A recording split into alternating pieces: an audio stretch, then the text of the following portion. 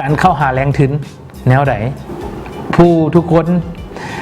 เฮ็ดธุรกิจก็อยากมีการกู้ยืมจริงๆแล้วไอ้นี่ผมอยากให้แนะนำให้อยากกู้เนาะแต่ถ้าอยากกู้ไอ้สิบอกวิธีการให้ฟังทางธนาคารนี่เพิ่นเบิ่ง3เรื่องหลักๆเนาะ1เงินหลักทรัพย์ค้ำประกันน้องว่าน้องมีเงินหลักทรัพย์มีสินทรัพย์ค้ำประกันบ่2เจ้ามีรายรับเพียงพอที่จะมาใช้หนี้สินที่เจ้าค้ำประกันหรือบ่3เจ้าเฮ็ดบัญชีหรือบ่เจ้าถือบัญชีบ่น้องคอยอยากกู้ดิก็ย้อนคอยบ่มีเงินคอยจะไปกู้เอาอะไรสิเว้าจังได๋น้องอันมันก็กระทึกก็คือความน้องนั่นแหละน้องอยากกันนั้นกระทึกความน้องแต่ว่าเฮาก็ต้องได้เข้าใจแบงก์ก่อนเด้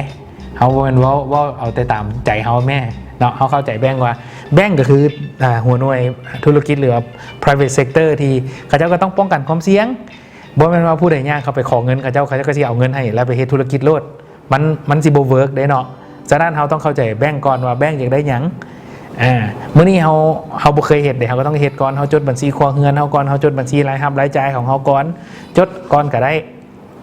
ว่าเฮามีรายรับเท่าใดเฮามีรายจ่ายเท่าใดเฮามี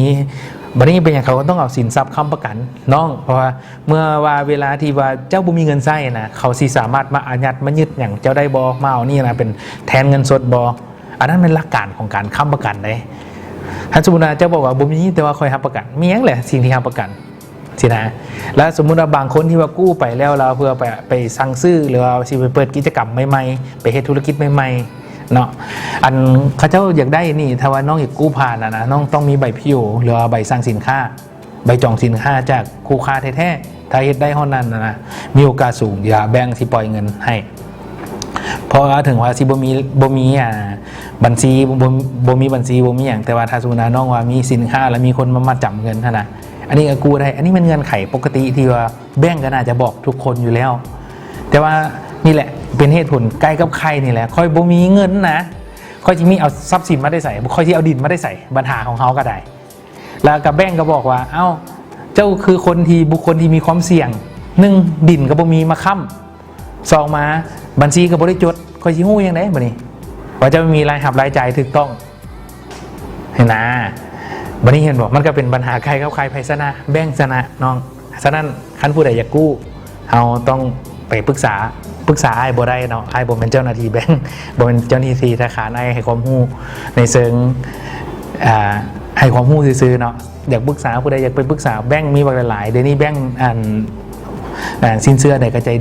ดีเนาะเข้าไปปรึกษาเพิ่นเลยแต่ว่าแนะนำว่าเฮาต้องเฮ็ดสุดความสามารถเฮาก่อนให้มันได้ก่อนเฮาจดว่าเฮามีกำไรบ่แล้วถ้าสมมุติเฮาจะกู้แบงค์ไอ้แนะนำแนวนี้เนาะข้อสังเกตซะนี่คือว่าแนะนำเฮาต้องมีกำไรหลายกว่า